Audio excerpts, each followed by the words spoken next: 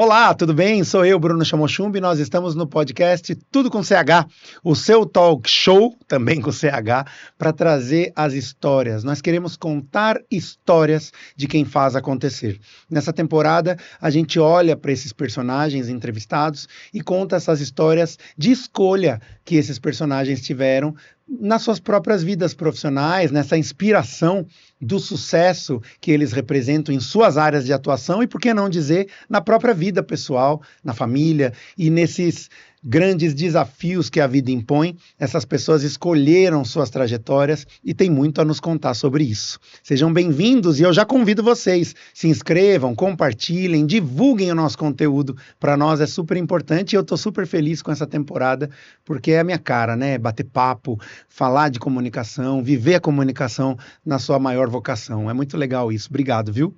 Bom, vamos falar então com a nossa convidada de hoje, ela que está fazendo muito sucesso e que tem muito o que compartilhar no mundo de hoje. Adriana Hansen é apresentadora do podcast O Futuro das Cidades, eu faço parte dessa produção e estou muito feliz de trazê-la hoje com um novo olhar, o olhar dos bastidores, o olhar da profissional, da mãe, da esposa, esse olhar mais 360, se assim a gente pode falar. Adriana, que legal ter você aqui, viu? Eu queria essa entrevista há muito tempo. O prazer é todo meu. Eu tava doida para ser entrevistada por vocês. E contar essa história, né? Você está fazendo muito sucesso com o podcast O Futuro das Cidades. Foi uma grande surpresa, né? Foi um acaso, né? Era uma ideia que vinha de muitos anos, por provocações. No ano anterior, ao lançamento do podcast, tinha sido provocada por algumas pessoas para criar conteúdo, mas nunca me senti muito confortável em fazer isso sozinha. Eu não sou da área de comunicação, propriamente, né?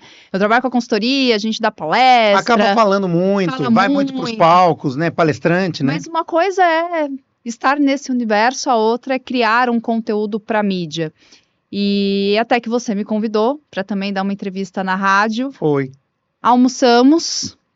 Você topou a parceria. Foi isso. E daí eu me senti confortável em arriscar. Mas que descoberta, gente. Olha, eu falo que a Adriana, ela tinha isso dentro dela, ela teve que cultivar esse amor pela comunicação e quando a gente descobriu na Adriana uma grande comunicadora. Então hoje eu posso dizer que você é da comunicação sim, Adriana Hansen, porque você, primeiro que eu que acompanho o trabalho da Adriana, você fala muito bem, mas ao mesmo tempo você tem uma disciplina que é a disciplina de quem trabalha com projeto, de quem é engenheira, né? Você tem isso na sua formação, na sua trajetória. E aí você se encontrou. Para minha surpresa, acho que para nossa surpresa, o podcast O Futuro das Cidades hoje é uma grande referência na sustentabilidade brasileira, assim como você.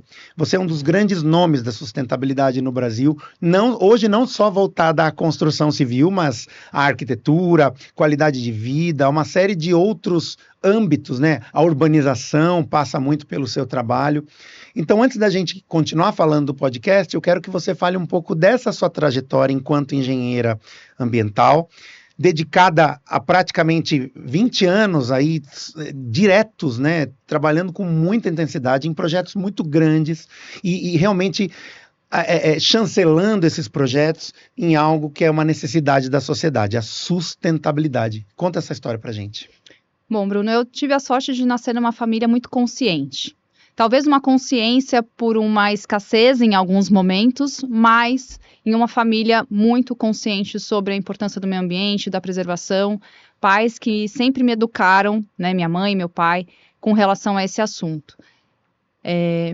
Logo no começo da minha infância, no começo eu estudava, na realidade, num colégiozinho de bairro, muito legal e etc. Mas eu tive a sorte de, depois, na 4ª série, ir para um outro colégio com uma visão muito ampla, que é o Santa Maria, sobre o social, o ambiental, que me trouxe a possibilidade de vivenciar esse entendimento da importância de ter uma visão mais holística sobre o mundo, muito nova. Aos 9 anos de idade, para você ter ideia, eu fiz o meu primeiro curso de educação ambiental. Gente, isso é muito interessante. Eu tenho certificado até hoje. Você acha que é uma predestinação? Você já tinha realmente um caminho que não poderia ser outro voltado para a gestão ambiental, para a engenharia ambiental e para o desenvolvimento da sustentabilidade como conceito? Eu acho que de algum modo sim, né? É óbvio que se você pergunta talvez para grande parte das crianças, elas vão falar que querem trabalhar com bichos quando crescerem. A minha filha fala isso, que quer ser penteadora de animais. Tá precisando, quem sabe, né?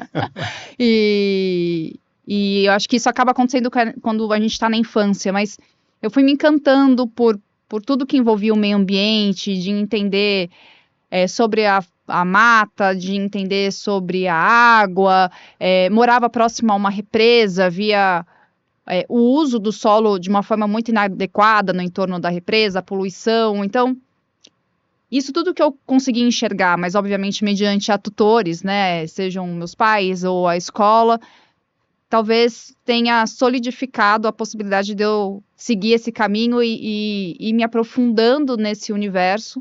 E daí era muito engraçado. Até na igreja eu fundei um grupo para falar sobre a parte ambiental, assim, quando era bem novinha. Olha só, você foi descobrindo esse elemento que até nós somos praticamente da mesma geração, na nossa adolescência, diferente da adolescência dos nossos filhos, a gente não tinha tanta militância ou tanto olhar para isso, né? O mundo estava em outro momento e hoje a gente até fala, meu Deus do céu, quanta coisa a gente deixou de receber e a gente acabou tendo que buscar essas informações, né?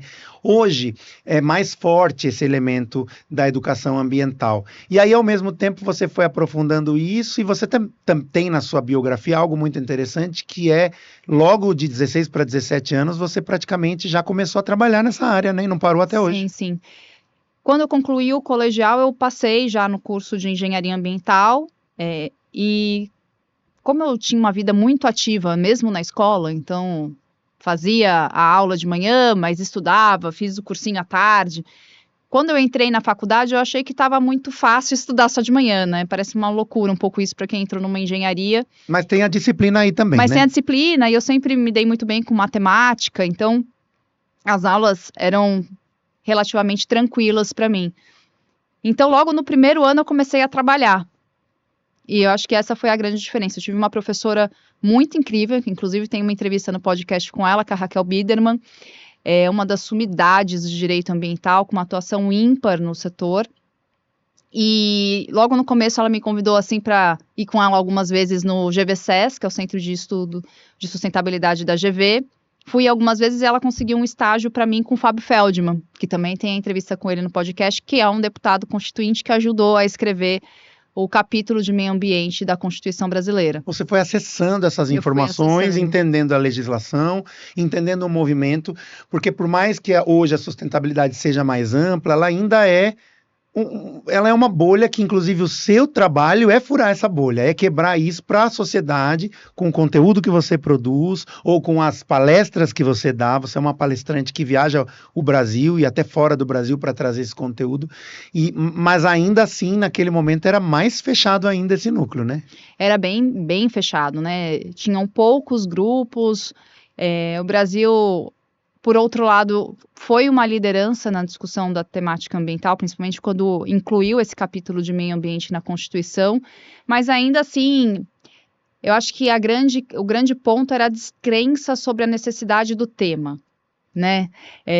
Várias vezes, por que engenharia ambiental ou gestão ambiental? O que faz um profissional dessa área?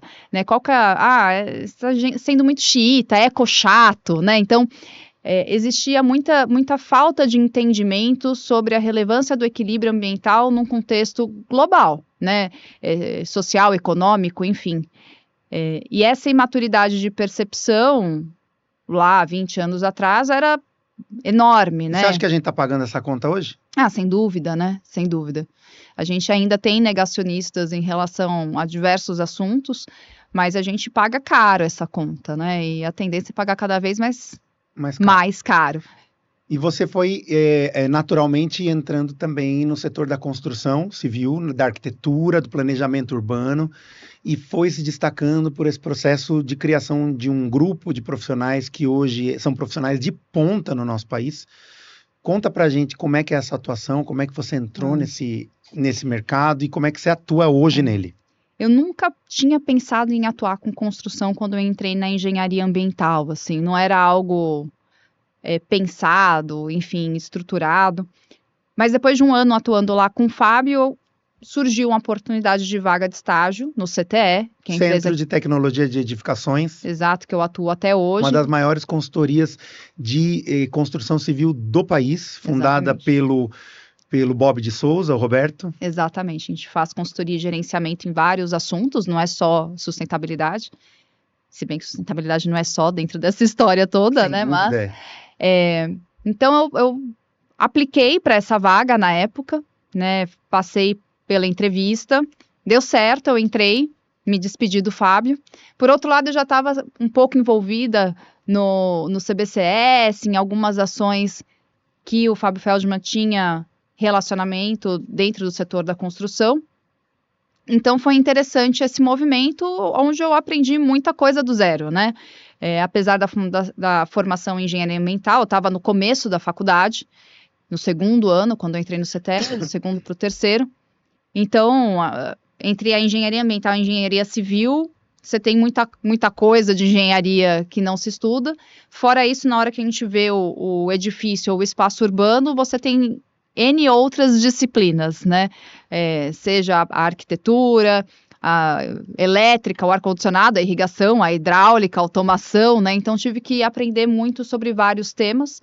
Mas desde o início, quando eu entrei no CTE, não tinha área de sustentabilidade também, inclusive, mas existia a referência da certificação internacional, que era o LEED, e que foi onde eu comecei a me aprofundar, né? Eu tive um mentor no CTE, que é um cara muito bacana, que é o Saulo Rosendo, que está nos Estados Unidos já há muitos anos, e ele foi um professor ali para mim, né? E aí você se embrenhou nesse assunto, que ainda era novo para o Brasil, assim como o próprio termo ESG, que hoje é muito difundido, naquele momento nem se falava em ESG, né? Sustentabilidade, ponto, acabou, entendeu?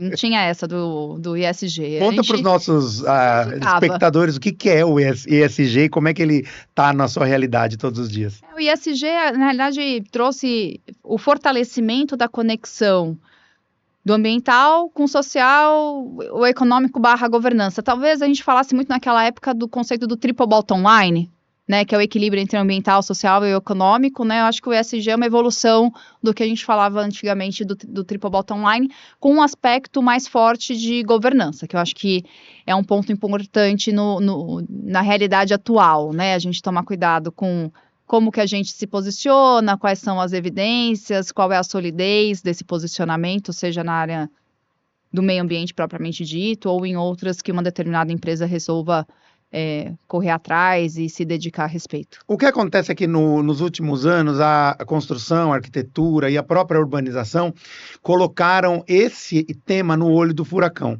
Muito se atribui da questão climática, da questão do consumo inconsciente ou incalculado, o que gera problemas realmente para a sociedade. Muito se atribui à construção civil. Como é que você tem trabalhado nos últimos anos para minimizar isso enquanto consultoria, enquanto uma voz nacional nessa área que fez com que esse departamento de sustentabilidade do CTE tivesse grande destaque?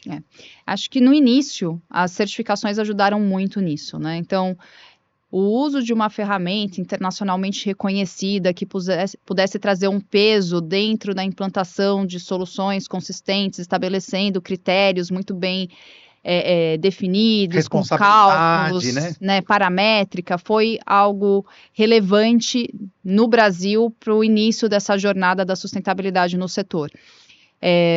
Então, as certificações elas têm um aspecto importante, mas não exclusivo dentro dessa trajetória, né? Então, algumas normas foram surgindo, as empresas foram entendendo que o mercado estava começando a enxergar a certificação, a sustentabilidade como algo relevante, né?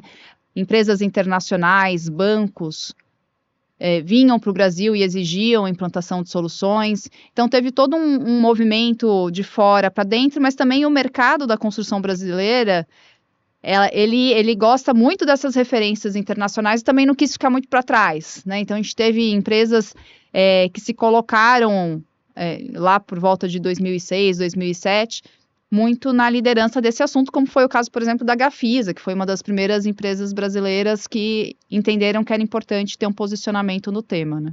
Muito interessante também, Adriana, olhar para tudo isso, esse tema e esses praticamente 20 anos de atuação que você vem tendo no setor, de que você não perdeu a sua leveza, você continua sendo esposa, mãe, filha, pessoa, né? E aí eu quero que você faça um paralelo da Adriana, que hoje é uma referência na sustentabilidade brasileira, você é uma voz nacional, isso é muito legal porque vem sendo reconhecido nos últimos anos, mas você também tem essa leveza do ser mulher, nesses dois paralelos aí, nesses dois caminhos, né, nessas duas pontas, tem muito desafio, né? Que desafios são esses? Bom, primeiro que eu comecei a atuar nessa área de engenharia bem nova, né? Então, antes até dos 18 anos. E eu era uma garota de 18 anos atuando num universo e tendo de tubarões. De tubarões, tendo que palpitar no projeto alheio, né? Então, assim, com que bagagem, né? Então, obviamente que eu fui bastante questionada, mas encontrei nesse início de carreira muitas pessoas de mercado, grandes projetistas. Eu nunca me esqueço, por exemplo, de uma vez que eu fui no escritório do Ginter, que é um grande nome de projeto luminotécnico do Brasil. A gente sentou lado a lado, eu falei, Ginter, vamos lá, vamos junto calcular o índice de poluição luminosa aqui do Eldorado. E foi um grande aprendizado, assim como outros projetistas na área de ar-condicionado e tudo mais. Mas foi um processo que me demandou muito estudo. Quando eu comecei, aconteceu uma situação comigo que hoje não se imagina, né? Mas eu tive chamada oral lá no CTE para ver se eu estava conhecendo realmente os critérios da certificação, que parece muito louco, né? Num contexto de uma empresa, mas que fez com que, com menos de um ano, eu pudesse estar liderando o primeiro projeto certificado do CTE, que foi o Dalboni Auriemo. Então, isso me acelerou muito o aprendizado. Te credenciou, né? Te abriu uma porta. Me abriu uma porta, várias, né? Várias portas. Mas foi uma trajetória em que eu tive que, em vários momentos, me provar. Então, nem sempre muito doce, de forma doce, né? Foi esse processo. Então, você tem uma personalidade forte, né, Adriana? Tenho. Você é uma escorpiana. Então, sempre muito correta, assim, no sentido de querer fazer certo, querer fazer da melhor forma. Obviamente que a gente erra, né, sempre quando a gente está aprendendo, mas foi um desenvolvimento que me exigiu muito posicionamento, e de várias maneiras, né, desde mudar a forma como eu me vestia, né, como eu penteava o meu cabelo, como eu me portava numa reunião. Jovem, né? Exato, comecei a fazer estágio, eu usava uns colares de semente, nada contra, assim, mas, né, eu ia com um ímpeto mais um visual, desbravador, né? Exatamente, que às vezes fragilizava ainda mais a minha posição enquanto mulher em 2005, né, 2006, 20 anos atrás. Gente, é interessante que a gente tá falando aqui, porque ela não tá renegando essa coisa dela ser mulher, dela usar flores e sementes e nada disso, mas você acabou entendendo que você tinha ali um dress code que você até poderia questionar, mas naquele momento você teria que, em algumas situações, se ajustar. Exatamente. É isso que você sabe que é o que eu aprendo até hoje, né? Às vezes, quando eu recebo estagiários, pessoas que estão iniciando suas carreiras no setor corporativo, eu falo assim, olha, só observe. Você não precisa mudar quem você é. Mas na hora que você for num cliente, vista como cliente. Porque você cria uma identidade, né, uma proximidade. Isso inibe o que não é tão importante na situação corporativa, que muitas vezes você tem que chegar na conversa. É bobo, mas assim, quanto mais a gente vai evoluindo na carreira, mais a gente vai vendo que as sutilezas são relevantes no processo. E não dá pra gente falar do mercado corporativo onde uma mulher jovem se coloca em projetos de tamanha envergadura como são os projetos que você se colocou. Muitas vezes você teve o desafio de ser mulher e teve que trabalhar isso com elegância, sem perder a leveza, mas com certa firmeza? Sem dúvida, né? Se a gente for traduzir isso de uma forma pesada aqui na conversa, apesar de ser duro, o assédio, ele aconteceu em vários momentos. E tudo bem você falar sobre isso. Você consegue hoje enxergar claramente esse assédio. Tudo bem. E teve, inclusive, uma época nessa minha trajetória, que ano que vem completa basicamente 20 anos no CTE, que eu saí do CTE, fui trabalhar numa outra instituição. Inclusive, eu tive assédio sexual nessa outra instituição, que não foi o CTE.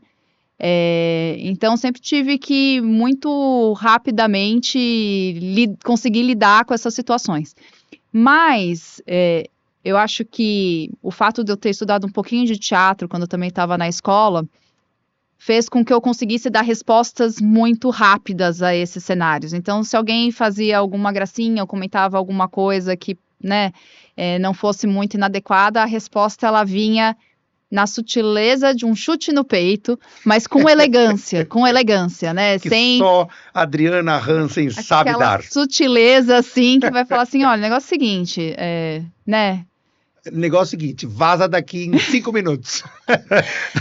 Então, mas isso é importante, né? A gente... Claro. E vida que segue também, né? Então, vida que segue. Ah, nossa, como você veio bonita para a reunião hoje. Nossa, muito obrigada. E o free cooling do seu projeto, ele tá bem dimensionado, né? É isso aí. E bora, entendeu? E bora pra frente. E Olha, bora. é interessante a gente falar também que existe uma questão humana por trás de uma grande executiva como você, que é a mulher que sonha, a mulher que tem a família, a mulher que constrói seus projetos pessoais. Como é que tá isso e como é que você enxerga hoje diante de um mundo com tanta transformação, de uma cidade em ebulição, de tantas necessidades do clima, de tantas necessidades ambientais que a vida está pedindo e que te afetam profundamente, mas de que maneira o seu íntimo está vivendo hoje? Eu vou te falar que o equilíbrio climático é tão complexo, ou na realidade o equilíbrio pessoal é tão complexo quanto o equilíbrio climático, na realidade. São muitos pratinhos, né? Então, o trabalho é algo que eu amo fazer. Eu amo o que eu faço, ponto. Assim, vou feliz todos os dias para o trabalho. Adoro me envolver nos projetos. Eu adoro trabalhar com as pessoas que eu trabalho. As pessoas da sua equipe são incríveis. São e incríveis. Muito conectadas com você, né? Então, assim, eu trabalho para pessoas, com pessoas e por pessoas. Eu acho que é mais ou menos isso para mim. E eu adoro o propósito daquilo que eu faço. Então, para mim, desenvolver o pessoal de esposa e mãe sempre teve a premissa de que a carreira também tinha que entrar nessa equação. Tudo mais ou menos equilibrado ali. Exato. E daí a gente faz o possível para equilibrar o melhor possível, né? Então, com a minha filha que está com 5 anos, eu viajo, às vezes a trabalho, estou no escritório, né? Então, na medida que eu estou no tempo com ela, eu estou no que a gente chama do famoso tempo de qualidade. Então, eu estou com ela, eu estou brincando com ela, eu estou mimando, agarrando, apertando ela, né? Então, acho que essa é a forma que eu encontro de conseguir tentar equilibrar, mas é sempre um processo, né? Sempre uma evolução. Uma hora se dedicando um pouquinho mais para um lado, outra hora um pouquinho mais para o outro, mas acho que, de algum modo, tem sucesso nesses equilíbrios. Adriana, quase encerrando a nossa entrevista, não dá para a gente falar hoje de Adriana Hansen sem falar de O Futuro das Cidades. Você assina uma marca de muito sucesso, que é um podcast que vem ganhando muito espaço e vem ganhando a credibilidade que realmente ele gostaria de ter quando foi criado, há mais de um ano, né, no processo todo de criação do seu coração, da dedicação desse projeto, como apresentadora, como criadora do projeto. Eu quero que você conte como é que ele vem tomando seus dias e como é que você espera daqui para frente ampliar. Você tem feito entrevistas cada vez mais nacionais e internacionais. Agora, nesses dias, você fez gravações também em Brasília, né? Então, eu acho que tudo isso impacta o alcance da sua imagem, mas principalmente da sua mensagem para todo o nosso país. Acho que o podcast ele tem o intuito de justamente levar um pouco desse tema que eu gosto tanto de uma forma que seja de fácil acesso, né, palpável a um público não técnico. É lógico que para o público técnico ele acaba tendo um match maior, né, mas de algum modo poder expandir um pouco esse assunto num país em que, por exemplo, nas engenharias e arquiteturas a gente ainda não fala sobre sustentabilidade, né, a gente na maioria das vezes ainda não tem uma matéria sobre isso, não discute sobre isso. Então, a proposta do podcast é levar esse conteúdo e levar da forma mais diversa também possível, né? Então, conversando com pessoas que atuam com especialidades, mais diferentes vivências, né? A vivência do técnico, a vivência do arquiteto, a vivência de um líder social, a vivência de uma pessoa pública e política.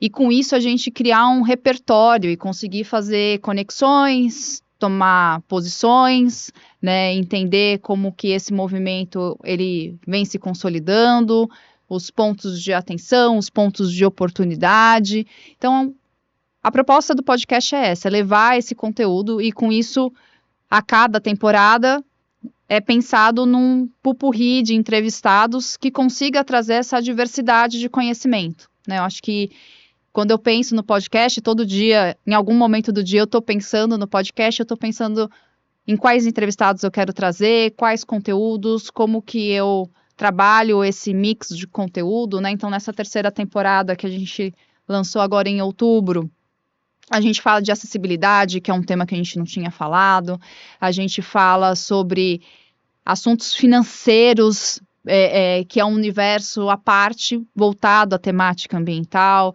A gente fala sobre certificação de madeira, a gente fala sobre lideranças femininas que colocaram como propósito a sustentabilidade, como a Lu Rangel. A gente vai falar de desempenho, vai falar de conforto.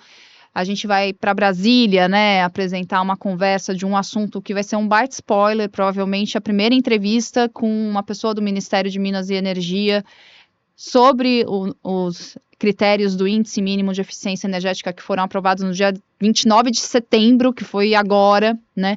Então, a gente está sempre nessa busca por trazer essa diversidade dentro do universo de construir cidades que sejam melhores, mais resilientes, democráticas, sustentáveis. Então, esse título que a gente deu, né, e a gente literal, porque fui eu e você trabalhando juntos nisso. Que delícia trabalhar com você. Era para abrir um pouco, né, porque não é só para falar também da parte ambiental da história, para a gente poder falar de toda a complexidade que se envolve esse universo do espaço urbano e das edificações.